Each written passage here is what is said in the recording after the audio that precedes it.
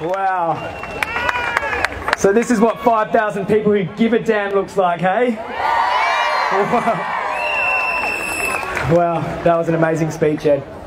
I can remember last year's march when Ed did his speech. I watched it online and it gave me chills. It gave me chills because I could see the pain in his eyes.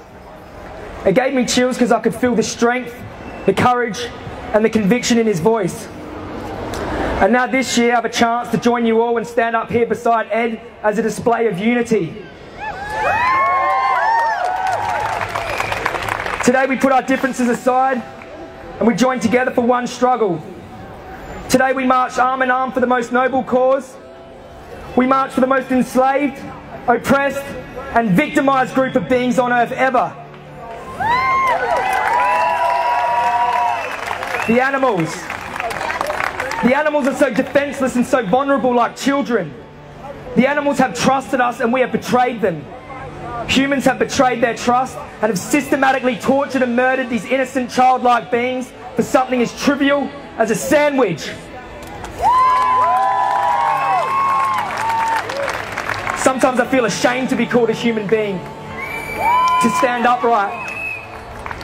But then I look around at this sea of strong, courageous activists and it makes me so proud and so positive.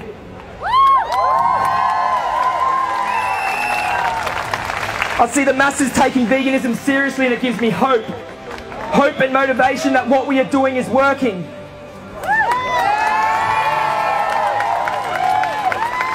Yes, the animals are innocent. Yes, they have done nothing wrong to deserve the horrific abuse and torture humans inflict on them every second of every day. But we as activists are their defenders, and we must stand together worldwide from across countries to support each other.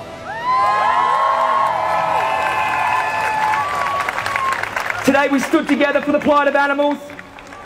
We stand together in solidarity for animal liberation, and we'll march into the streets and make sure our voices are heard.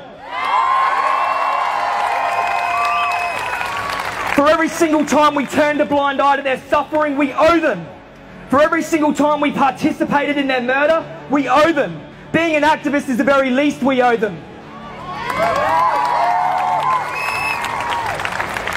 You know, when Ed and Luna brought out their animal rights film, Land of Hope and Glory, I watched it and I wept. I wept because I felt helpless. I wept because I could feel their suffering like it was my own and I couldn't stop it. But it was in that moment of helplessness that I realised I can do something. We can do something. We are doing something and we are not helpless.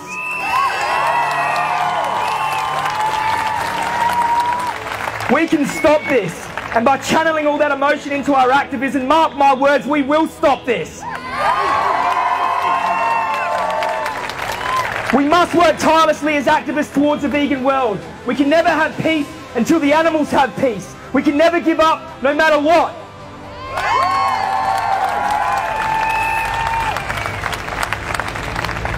When it comes to being an activist, we have to be brave.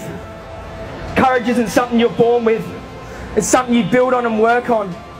It's something that comes from gradually stepping outside of your comfort zone and speaking out against injustice. Courage is feeling the fear and doing it anyway.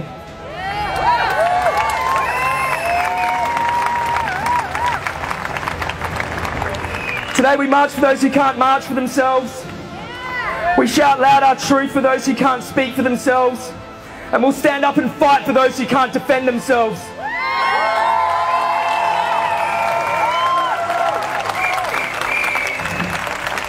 Never underestimate the power of a fearless, dedicated group of activists. This is the power we have when activists unite. And we won't stop until we have total animal liberation.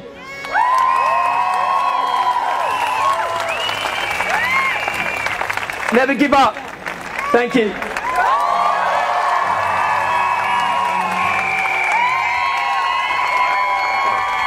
Thanks, guys. What do we